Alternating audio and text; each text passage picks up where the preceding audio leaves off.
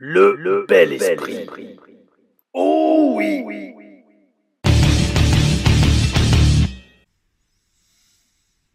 Oh oui, oh oui, mes amis, bienvenue sur l'épisode 117 des TLR Reviews pour ce WWE SmackDown du 14 mars 2025. En direct, non, peut-être pas en direct, enregistré à Barcelone en Espagne. Oh oui, oh oui, la tournée européenne commence forte et la foule était super chaud, bouillante pour ce SmackDown dès le début du show d'ailleurs. Dès le début du show, comme d'hab, la WWE nous montre les superstars qui arrivent à la salle. c'en est limite une tradition, et je vous dis depuis maintenant une bonne centaine, presque 120 shows que je regarde. C'est toujours pareil. Un show WWE commence toujours par les superstars qui arrivent avec leur sac. Alors, c'est sûr, ça permet d'annoncer ce qui va arriver dans la soirée, mais au bout d'un moment, surtout quand on regarde régulièrement, ça fait, j'allais dire, entre guillemets, un peu répétitif. Mais c'est comme ça, mes amis. Mais c'est comme ça. Je suis très curieux un jour de re-regarder un épisode de Raw ou de SmackDown de l'Attitude Era et de voir comment il commençait le show. Et je pense que je le ferai. On verra. On verra, ça sera peut-être TLR old school, TLR à l'ancienne, une nouvelle série de vidéos, étant donné qu'il y en a 4 ou 5 déjà sur la chaîne. Quand j'ai relancé la chaîne en juillet, je pensais vraiment pas qu'il allait y avoir autant de vidéos différentes, mais oh oui, on a le bel esprit sur la chaîne, bel esprit qui a été défini dans la TLR Reviews numéro 116 de AEW Révolution que vous avez adoré, et j'ai adoré le faire aussi également, et toujours de gros débats qui se lancent dans les commentaires, et je vous en remercie mes amis. Alors si vous aimez les vidéos, et si vous avez aimé notamment la TLR Stories postée hier soir à 18h, mon premier match contre les Hardy Boys à Impact Wrestling, analyse vidéo, n'hésitez pas à vous abonner, mettre la petite cloche pour être prévenu des futures sorties de vidéos, de commenter, de partager et de liker. Oh oui, pour l'algorithme, ça fait toujours du bien. Ah ou bel esprit. Oh oui, bel esprit aussi, ces belles lunettes, aviateur, miroir, acheté 2€ sur AliExpress. Temu, c'est un truc de taré. Temu, y a un pote qui m'en a parlé, c'est un truc de taré. Temu, ou Temu, je sais pas trop si t'es pas trop dur. Truc de ouf. C'est encore moins cher qu'AliExpress. C'est, alors peut-être, je sais pas si la qualité est au rendez-vous ou si les normes européennes sont respectées, mais d'un autre côté, vu qu'ils veulent à tout prix nous emmener en guerre, fuck l'Europe. Oh oui. Là, l'intro qui part dans tous les sens, mais on va abréger, mes amis, parce qu'il est samedi matin, il est 9h30. Waouh, je suis à la bourre. À 11h, faut que je décolle faut que j'aille à Marseille en train pour un gros match ce soir, un match en cash contre SMS que je vais défoncer à Fos-sur-Mer, juste à côté de Marseille, dans un super gymnase. Grosse ambiance, gros show. Pourquoi? Parce qu'on se donne à fond pour le catch et pour le public français. Ah ou bel esprit, et le public de la chaîne. Donc merci encore une fois de votre accueil hier pour la TLR Stories numéro 9, si je dis pas de bêtises. Oh oui, n'hésitez pas à aller la regarder, c'est une vidéo légendaire. Un match contre les Hardy Boys, on en reparlera peut-être un peu plus loin dans la review, mais oh oui, bel esprit. Un peu de café. Non, c'est de la chicorée du café. Donc, en parlant de bel esprit, la foule était très bel esprit hier à Barcelone. Ils étaient chauds dès le début du show, sauf pour DIY. DIY, ils sont apparus à l'écran quand ils arrivaient. Je sais pas s'ils ont trafiqué la réaction de la foule. La foule réagit. On monte DIY qui arrive à la salle, et là, boum, la foule meurt. Peut-être c'est parce que Johnny Gargano a trop de charisme. Mes amis, on ne change pas une recette qui marche. Parce que dans ce show, on a eu le retour de mes 2 catcheurs favoris de tout le roster de la WWE, Johnny Gargano et Jade Cargill. C'était énorme. Oui, c'est ce qu'on va voir en détail. Bref, en attendant, on commence fort avec LA Knight. Et LA Knight, Louis-Albert Chevalier, que j'ai très bien connu de mon époque au Performance Center. Il s'appelait Slate Rondell à l'époque, comme on l'appelait, avec Marcus. Et qu'on reverra dans une TLR Stories numéro 11, si je dis pas de bêtises, parce que la 10... ça va être un match simple contre EC3, pareil, analysé en détail, vous allez adorer, hein, EC3, ancien champion NXT, je crois, je sais pas s'il a été champion NXT, mais ancien champion NWA, ça c'est sûr, oh oui, je sais ce que je dis, on règle un peu le trépied, oh oui, parce que j'arrête pas de bouger dans ma chaise, et donc bref, tout ça pour dire, LA Knight, que j'ai bien connu à l'époque, on le reverra dans la TLR Stories numéro 11, encore une fois, une analyse vidéo d'un match à Impact Wrestling, où il s'appelait à l'époque Eli Drake. Est-ce qu'il va parler espagnol? Parce que je l'ai déjà dit dans les reviews, des fois on en rigolait quand on catchait avec Kalisto, quand on s'entraînait avec Kalisto, dans la classe à Norman. Oui, c'est la classe à Norman Smiley. Il y avait aussi la classe à Joey Mercury, mais Joey Mercury, on rigolait pas avec lui en tant que coach. Hein. Donc la classe à Norman Smiley, comme Norman a fait une grosse partie de sa carrière au Mexique, on parlait souvent espagnol avec Norman et avec Kalisto. Et c'était énorme. On lui racontait des conneries. À Kalisto, surtout moi, je lui disais pas des gros mots, mais je lui disais des trucs très matures, on va dire. Voilà. À Kalisto, et un jour je lui dis ça mais en rigolant, et Norman il se retourne et il me regarde genre Frenchy, qu'est-ce que tu viens de dire? Et moi je suis là, mais c'est bon, on rigole Norman, on rigole. Enfin bref, et si la foule bien sûr laisse parler LA Knight, parce que franchement, ambiance de ouf, et ben, oui bien sûr, il passe Nos Todos, qui veut dire nous tous ici ce soir. Et il m'a fait délirer, parce qu'à un moment il fait Tough Cry Tonight, hein, parce que pourquoi? Tough Cry c'est un terme d'insiders, mes amis. C'est un truc qu'on se dit entre catcheurs, genre putain ce soir, Tough Crowd. Et en fait pourquoi je dis ça? C'est parce que ça m'a fait penser que moi en français je le dis souvent, mais je dis pas ça comme ça. En français je dis, et ça je le dis, vous pouvez le demander à tous les jeunes qui catchent sur des shows avec moi ou qui sont dans un même vestiaire que moi. Très souvent je vais les voir et je leur dis, yo les gars, il faut aller les chercher ce soir. Parce que j'écoute toujours la foule.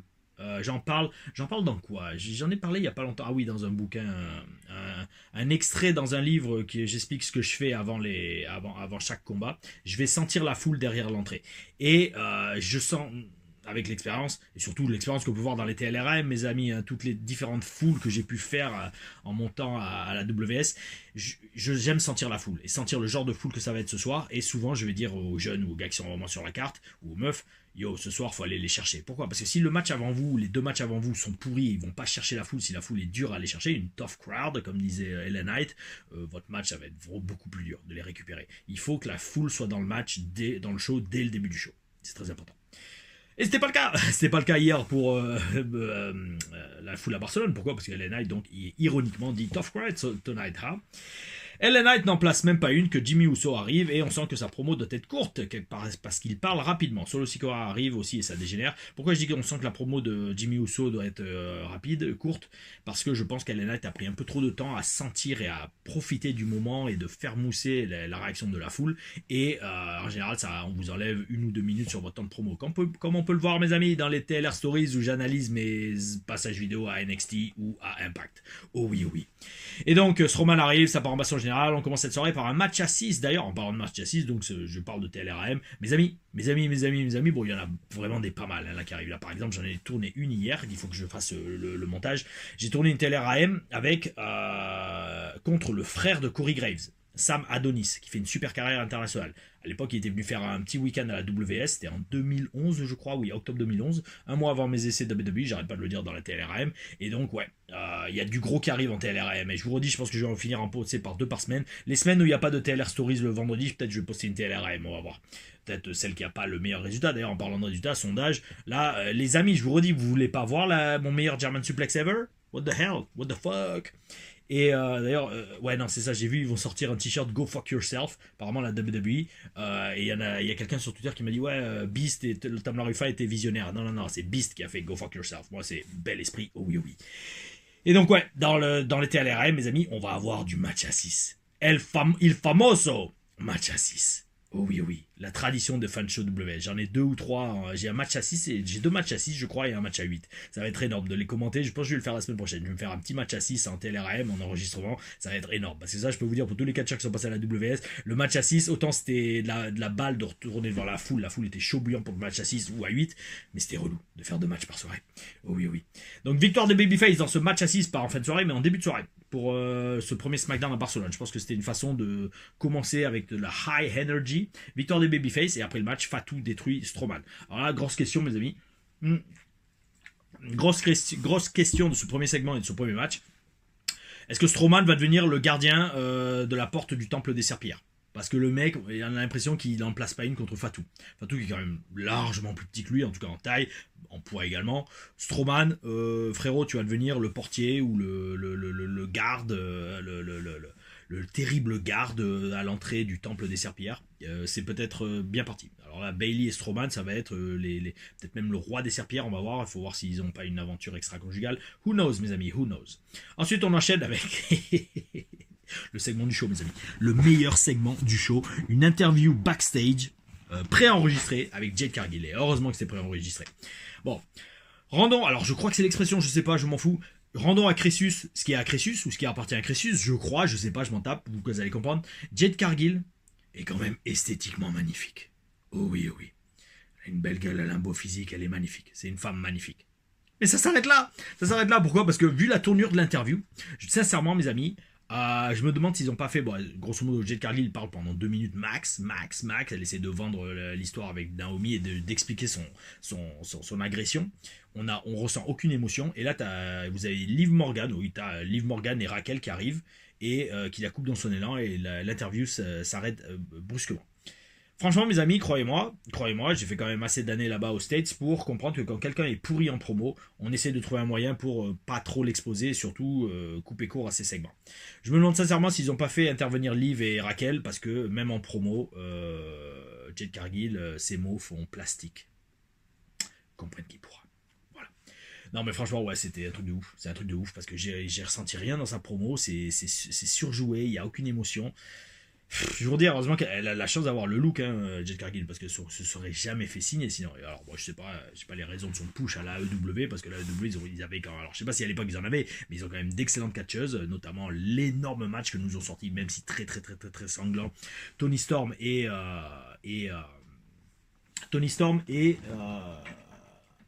Mariame à AEW Revolution, le retour de la famoso canne de massage. Et donc voilà, mes amis. Donc après, on enchaîne. Alors là, pareil, là, je vous dis, ce SmackDown, en fait, je vais vous expliquer. Le nom, je sais déjà que le nom de la review, ça va être un booking. Alors, un booking pourri. Ou alors, voulez-vous du booking pourri? Enfin, un truc comme ça. Il va y avoir en parlant de booking pourri. Je vais vous expliquer pourquoi. Parce que à la fin de cette review, je vais vous lire un commentaire qui m'a fait délirer, un post que j'ai vu sur Facebook qui m'a fait délirer. Lui, il faut que je fasse une copie d'écran et que je le poste que je le lise dans une review. Mais en fait, il y a eu énormément de bookings qui étaient vraiment moyens dans ce SmackDown. Et là, ça commence. Donc, singles match, on a un singles match entre Charlotte Flair et B-Fab. C'est quoi cette road vers WrestleMania pour Charlotte Flair? Affronter B-Fab? Really? Vraiment? B-Fab, c'est qui? Elle a fait quoi? Et on veut nous faire croire que Charlotte se prépare pour un titre. Alors, Charlotte, qui est je sais pas combien de fois championne du monde, elle va affronter Stephanie Stratton pour le titre de championne WWE, oui c'est ça. Et Charlotte affronte B-Fab. Et le pire, c'est que Charlotte vend pour B-Fab. Elle est mise en difficulté par une meuf qu'on connaît pas en fait, qu'on connaît littéralement pas et qui a encore 3 semaines c'était une valet, c'était une manageuse. Bon, victoire quand même logique de Charlotte, et intervention de Tiffany Stratton quand elle refuse de briser le figure 8, ok, construction de feud classique. Mais alors au début je disais oui ça va être long cette storyline parce que si on a que ça, des interventions à la fin de match et des bastons générales entre les deux, il reste encore un mois avant Mania, ça va être long la construction, la route vers Mania pour Charlotte contre Tiffany Stratton. Et là je m'étais dit est-ce qu'il manque pas un petit PLE ou un petit Saturday Night Main Event à mi-chemin? Parce que ça permettrait de varier un peu les storylines. Et même si on dit oui, il y a beaucoup de PLE et de Saturday Night Main Event, en attendant, là, on va avoir 4 semaines de Charlotte et Tiffany qui se bastonnent et qui se font des promos en disant je te déteste, maintenant c'est plus personnel, c'est plus juste pour le titre, quoi. D'ailleurs, alors, sécurité espagnole qui intervient. J'ai essayé de regarder en vitesse point si j'en reconnaissais pas. J'en ai reconnu aucun, donc je pense sincèrement que c'était que des catcheurs espagnols locaux qu'ils ont pris pour faire la sécurité. Croyez-moi, en tant que chef de la sécurité française des shows de WWE. Ça va être ma nouvelle gimmick. Oh oui, oh oui. Bon bref, non, ça j'aurais des meilleurs gimmicks que ça. Oh oui, avec ce look. Ah oh, bel esprit. In-ring promo, The Miss TV. Mais non, parce que Tiffany et Charlotte continuent de se battre. Et Tiffany saute sur tout le monde du haut de l'entrée. Construction babyface très forte donc pour Tiffany qui commence avec toujours ses spots en hauteur. Et je comprends un peu je comprends un peu plus l'évolution de la feud. Pourquoi? Parce que ça va la rendre en fait beaucoup plus intense et personnelle. Ce qui donnera des promos plus intenses, vécues et personnelles de la part de Charlotte et Tiffany Stratton. Chose que Jade Cargill semble être incapable de donner. Jade Cargill est de retour sur le show. On reprend les bonnes habitudes sur les TL Reviews. Ah oh. Bon bref, on abrège également ce Miss TV avec Rhodes qui arrive, qui frappe Miz et qui dit qu'il veut parler directement à John Cena et qui sera à lundi à Raw à Bruxelles. Ça annonce un très gros Raw et John Cena serait le heel ultime de finalement pas venir en personne et de juste faire une vidéo interposée. Singles match et je le souhaite pas pour tous les fans à Bruxelles, bien évidemment, et je sais qu'il y en a pas mal sur la chaîne, mais ouais, s'ils font vraiment le job comme ils font John Cena, il apparaît, ou alors il envoie un représentant légal, et ça serait de la hit de ouf. Singles match entre Damien Prêtre et Shinsuke Nakamura. Alors avant ça, on a une vignette très rapide pour un nouveau luchador, j'ai l'impression. Ray Phoenix. Est-ce que vous l'avez reconnu? Est-ce que vous avez une idée de qui ça pourrait être? Parce que le mec, il a des tassels. J'ai vu un masque avec des petites cordes. Je pense que c'est Ray Phoenix. Alors, je pense pas qu'ils vont faire une gimmick avec El Diablo, vu que c'est le thème de la storyline avec The Rock et John Cena. El Diablo, à qui ils ont vendu leur âme. Ouh là là. Gros débat d'ailleurs sur Nakamura qu'on a eu suite à la review de la WWE Revolution. Et bel esprit parce que vous m'avez donné littéralement un cours de pour réseau en m'expliquant à quel point, donc c'est vrai que Okada, parce que j'ai pas du tout regardé la New Japan, tout le monde n'est pas couché à NXT, je regardais à peine le produit de WWE, je regardais pas mal Lucha Underground avec Marcus dans backstage à des shows NXT parce que ça me faisait délirer. Lucha Underground, la première saison, on avait adoré avec Marcus. On regardait surtout Mil Muertes, putain, on adorait son style. Ah là, il faudrait que je ressorte les premiers matchs de Mil Muertes et que j'en fasse des études vidéo parce que ce mec-là, il avait tout compris. Il avait tout compris. J'en avais parlé avec Chavo Guerrero d'ailleurs l'année dernière quand il était venu à Béziers pour les arènes. Oh là là, c'était magnifique parce que Chavo était producteur à Lucha Underground et il m'expliquait, je lui disais, mec, c'est énorme. Bon, bref, tout ça pour dire. Ouais, merci à vous de m'avoir expliqué en quoi Okada était le visage de la New Japan dans les années 2010. Wow, ouais,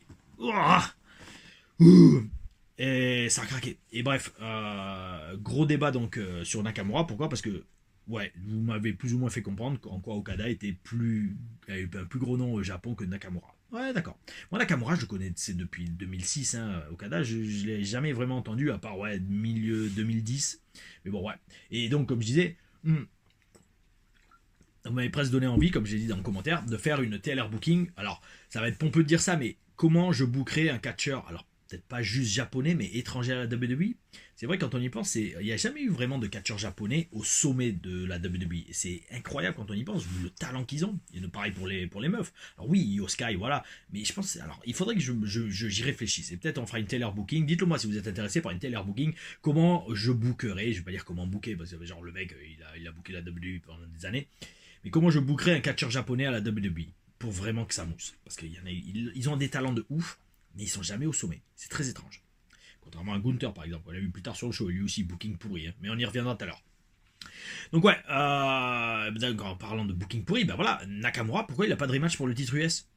Est-ce que Nakamura se bat autant les couilles de son d'avoir son rematch pour le titre américain que la WWE s'en est battue pour booker son règne de champion? Je vous pose la question, mes amis.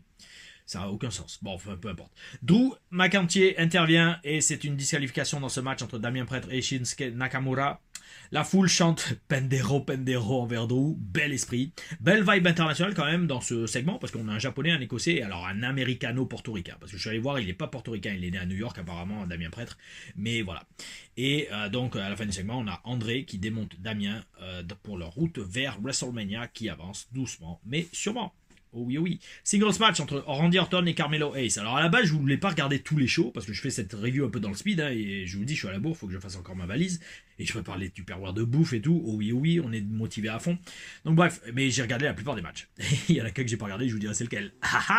Singles match donc entre Randy Orton et Carmelo Hayes. Carmelo a beaucoup de charisme et de présence. Mais comme je l'ai dit depuis le début, les amis, et là on l'avait très bien vu au début de ce match. Son gabarit va le limiter contre des adversaires plus imposants. Parce que visuellement, là, on l'a vu dès le début de ce match, quand il est face à Orton, il y a un gros déséquilibre. Et ça n'est pas forcément une mauvaise chose. C'est pas forcément une mauvaise chose, mais il faut adapter son style de catch. Moi, c'est ce que j'avais eu, c'est ce que j'avais eu à faire contre Mason Ryan et Baron Corbin notamment. Parce que les mecs, ils font 2m05, l'un comme l'autre. Moi, du haut de mon très petit 1m80, et ils me mettaient chacun 20 à 40 kilos de plus dans la gueule. Ouais. Visuellement, je vous rappelle, hein, j'avais fait le Dark Match de NXT Arrival. Fou, j'en ai jamais parlé vraiment en plus en TLR Stories. Ouais. Mais d'ailleurs, en parlant de TLR Stories, donc comme je disais, moi, quand je catchais comme des mecs comme Mason Ryan ou Baron Corbin, que j'ai fait beaucoup de fois je les ai catchés, notamment en solo, il fallait vraiment être intense. Il fallait vraiment être intense et rentrer dans la gueule de ces gars-là pour être crédible face à eux. Il fallait les démonter hein, et bosser 2 fois plus dur, parce que la taille nous limitait. Oh oui. Et c'est ce qu'on a vu avec Carmelo, qui a quand même très bien assuré, et victoire de Randy Orton, qui le fait bien mousser au vu d'une foule dont il n'avait pas besoin de ça pour mousser, parce que la foule était chaud bouillante à Barcelone. Non, ils n'ont pas mis le baromètre du son, donc peut-être que Backlash Lyon a toujours le record. Oh oui. Et donc oui, en parlant de catcheurs plus gros et de fois où je les affrontais, on en parlera sûrement dans la TLR Stories que je vous prépare pour la semaine de WrestleMania. Il faut que je l'écrive et que je la tourne, mais ça, je vais le faire incessamment sous peu. Backstage à WrestleMania 30. Oh oui, quand j'avais fait WrestleMania Access. Aucune idée combien elle va durer, mais je vais vous expliquer toute la semaine. C'était toute la semaine. Hein. On était parti mercredi en avion, on avait fait jeudi, vendredi, samedi, dimanche WrestleMania Access, et après dimanche il y avait eu WrestleMania au Superdome. C'est ça, Superdome de la Nouvelle-Orléans, où aura lieu, je crois, WrestleMania l'année prochaine, 42. Ah, bel esprit. Donc Taylor Stories backstage à WrestleMania 30, ça sera la semaine de WrestleMania. Mais on n'y est pas encore. Avant ça, on a la promo de Gunther dans le ring. Alors là, pareil, booking, en parlant de booking pourri. Le meilleur catcheur européen, champion du monde, continue de montrer sa domination contre un catcheur d'NXT. Faut m'expliquer les amis. Faut m'expliquer parce que bon, ok, c'est superbe et magnifique pour Axiom de... Alors est-ce que je peux passer? Non, il y a encore une pub. C'est super et magnifique pour Axiom de catcher dans son pays natal. Ok, premier catcheur espagnol à être signé par la WWE. Ok, bel esprit, respect total amigo. Mais qu'est-ce que ça va amener à Gunther de catcher contre lui? Battre un gars d'NXT? Qu'est-ce que ça va lui amener? Rien du tout. Surtout en préparation d'un éventuellement semi-main event de WrestleMania quand même. C'est un match pour le titre de champion du monde. Et le pire, c'est que s'il galère contre Axiom, que personne vraiment connaît à part les gens en Espagne, ce qui risque d'arriver d'ailleurs, parce que pour la foule locale, le truc c'est que si vous mettez un catcheur local à Barcelone dans son pays natal et vous le faites jobber, la foule va être dégoûtée. Donc forcément, Gunther va être mis en difficulté par un mec d'NXT, et donc grosso modo, il galère face à un mec qui est même pas sur le roster principal, et c'est le champion du monde, et il est censé montrer qu'il va dominer face à Jey Uso. Franchement, booking, je comprends pas. Enfin, je comprends pas. En fait, j'ai compris oui, pourquoi, on verra en conclusion. D'ailleurs, en parlant de booking, bon, la tenue d'Axiom, tenue toute noire, mec. Est-ce qu'on peut faire plus heal? Dites-le moi dans les commentaires si vous l'avez compris, parce que maintenant vous commencez à comprendre la mentalité des TL Reviews et surtout comment moi je vois le business et comment je le partage avec vous, du haut de mes 20 ans d'expérience. Mais le mec il arrive tout en noir. Gros, ça fait, tu peux pas faire plus heal que ça. Hein. Et alors en plus, alors c'est ça en fait. Je pense pas que t'aies été prévenu au dernier moment, mec, que t'allais catcher en Espagne. Alors oui, mais quand bien même, il t'aurait prévenu la veille, et demain tu prends l'avion, tu vas catcher dans ton pays natal contre Gunther. Ok, super, en général, ils sont capables de faire ce genre de surprise. Mais les gars, et là je leur dis, les gars, c'est les catcheurs, parce que j'avais dit donner ce même conseil à Fabio Ferrari et à Red Scorpion. Prévois toujours une PUTAIN de tenue aux couleurs de ton pays, mec. C'est logique. Moi, en tant que Français, j'ai toujours une tenue bleu-blanc-rouge ou une tenue avec le drapeau français. On sait jamais. On sait jamais. Et là, tu serais sorti avec ta tenue d'Axiom aux couleurs du drapeau espagnol. Mais mec, la réaction aurait été 10 000 fois plus grosse. D'autant plus qu'en plus, t'étais babyface dans le match. Et j'avais dit à Red Scorpion, mec, fais-toi faire une tenue vert-blanc-rouge aux couleurs d'Italie. Pareil pour faire Fabio Ferrari. Ayez toujours une tenue aux couleurs de votre pays. Vous savez jamais où vous allez catcher. Oh là là là là là là. No entiendo. No entiendo. Hein, on est en Espagne. Je vais parler en espagnol. Je ne comprends pas. No entiendo. Alors c'est no comprendo. Ou je sais pas. J'ai jamais pu faire espagnol au lycée. J'aurais vraiment aimé. Et bref. Donc construction bizarre pour Gunther. Axiom se dégage de son powerbomb. Gunther chute de la 3e corde. Presque il se fait battre. Mais heureusement il gagne. Ouf. Enfin, ouf pour lui. Hein. Ok, ce match a construit Axiom. Pas de problème. Mais ça a déconstruit totalement toute la hype pour Gunther. Et donc on a inversé le rapport de force. Vous m'en aviez parlé, il y a quelqu'un qui m'avait mis en commentaire, il m'avait fait un long paragraphe, il était vraiment pas mal, où il expliquait qu'en fait ça serait pas mal d'inverser la tendance pour Gunther et de faire douter Gunther et de mettre Jay en fort. Mais non en fait, d'ailleurs on n'a pas vu Jay à ce show d'ailleurs, mais non en fait, je trouve pas. Bon après je vais pas me faire mousser moi, mais je pense moi j'aurais vraiment fait ce que j'avais fait dans la première télé booking, comment booker Jay jusqu'à Mania. Mais non, ils ont complètement inversé le rapport de force et ça tue tout le booking de Gunther de l'année. De le rendre aussi faible entre guillemets. Et le pire dans ça, c'est que si après ça Axiom n'a pas une place régulière sur le roster principal, c'est que ce booking c'était vraiment juste pour faire du fan service pour l'Espagne. Ouais. Parce qu'après ça, Axiom a toutes les raisons du monde de dire bah écoutez, j'ai mis en difficulté Gunther, ou alors Nick Aldis lui dit Axiom, bravo, t'as mis en difficulté, t'as failli battre mon champion du monde, et ben je t'offre un contrat à SmackDown. Là oui, dans ces cas-là, je veux bien comprendre. Mais si Axiom retourne à NXT pendant 6 mois à 1 an, là c'était vraiment pourri. Hein. C'était juste du fan service, et allez, on vous donne ça, on vous jette un morceau de pain, allez-y les fans espagnols, soyez contents. En parlant de booking pourri, in-ring promo de Paul Heyman. Promo littéralement inutile. J'ai aucune idée de ce à quoi ça va servir, à part dire que Roman est pas là ce soir et qu'il sera à Bologne en Italie la semaine prochaine. Segment suivant, main event. World Tag Team Championship match entre Street Profit et DIY. Match que je n'ai pas regardé, serré par le temps. Mais, pourquoi ? Parce que j'ai un gros match qui m'attend ce soir. Un match en cage contre SMS. Ouh, allez, on va se motiver et on y va. Oh oui, oh oui. Mais je suis quand même heureux de voir les Street Profit qui sont champions, encore une fois. Ils sont beaucoup plus superstars que DIY. Et c'est pas, je m'acharne pas sur DIY, hein, Tommaso Ciampa, bel esprit, physique de ouf. Ouais, Voilà, bon, je sais même pas avec qui il fait équipe. Et d'ailleurs, en fait, franchement, je vous dis sincèrement, c'est bizarre d'avoir vu ce match en main event. Et je vais vous dire sincèrement mon petit instinct ce qui me dit. Je me demande presque si Roman Reigns ou CM Punk ne devaient pas être là pour ce show, notamment le segment avec Paul Heyman. Mais au dernier moment, il y a eu un changement de plan, ou alors, je sais pas, soit ils ont raté l'avion, soit ils n'ont pas voulu venir juste pour une promo dans le ring. Et donc, ils ont mis le match en équipe en segment final, et ils ont fait une promo fantôme, littéralement, de Paul Heyman juste avant. Ouais, à voir, c'est peut-être possible, mes amis. Est-ce qu'on aura un jour la réponse à cette question? Je pense pas. Mais est-ce que j'espère avoir des réponses lundi à Raw avec John Cena? Oh oui, je l'espère, mes amis, à Bruxelles. Donc allez, mes amis, c'était la review de SmackDown. J'espère que vous avez kiffé. On va terminer avec la question, mais avant ça, je vais vous lire. Non, d'abord, je fais la question. La question, c'est une question de Pierre-Paul. Pierre-Paul, avec son petit cœur à côté du Québec, si j'ai pas de bêtises, qui me dit quelle est la meilleure compagnie de catch, américaine, française, peu importe, que tu as aimé travailler le plus dans ton incroyable carrière? Écoute, Pierre, je t'adore. Mais c'est impossible à dire parce que chaque promotion est différente. Et le truc, tu sais, je veux dire franchement, parce que là en plus ça m'a fait délirer tout à l'heure, j'ai vu sur Twitter, c'était un face-à-face entre Kuro et Aigle Blanc qui sont apparemment considérés comme les catcheurs français les plus en vue en ce moment par les fans d'internet. Et Kuro disait à Aigle, tu passes ton temps à l'étranger, tu t'en fous maintenant du public français.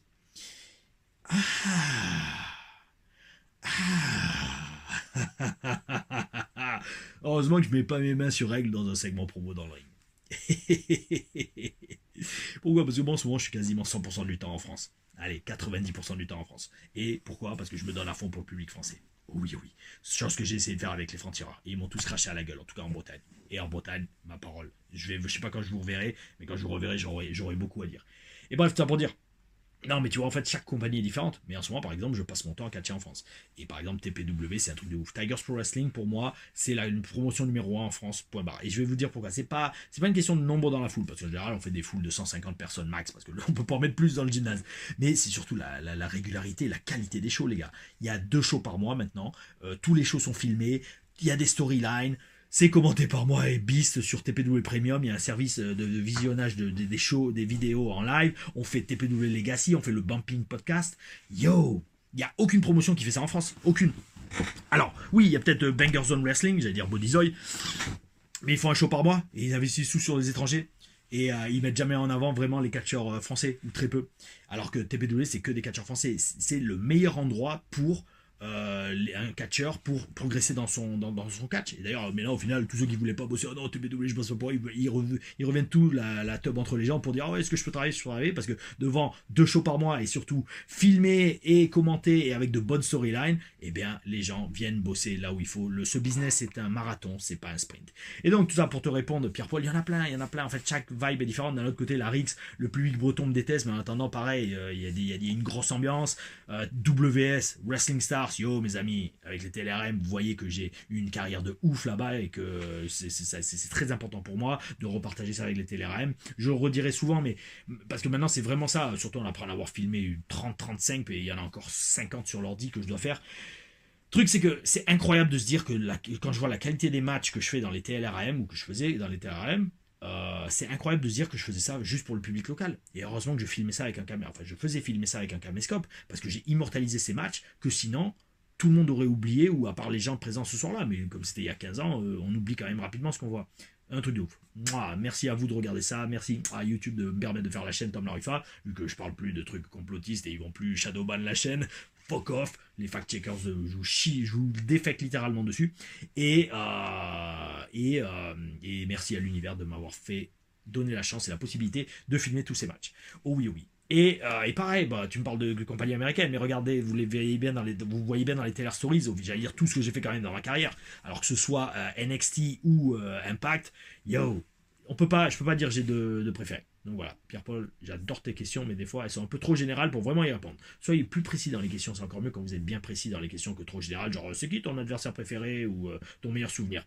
Oh oui. Alors mes amis, allez, on termine avec un gros délire qui était un post sur Facebook qui me disait, en parlant de booking pourri, bookons WrestleMania 41 de la pire des façons possibles. J'ai presque envie de dire, non mais ça après ça partirait trop en live, mais j'allais dire, il faudrait faire des TLR booking en mode noir et blanc, c'est-à-dire complètement l'opposé, où on fait le pire des bookings possibles. C'est ce qu'ils sont en train de faire avec Charlotte et Gunther, hein, je vous le dis tout de suite. Alors, booking the worst possible WrestleMania 41.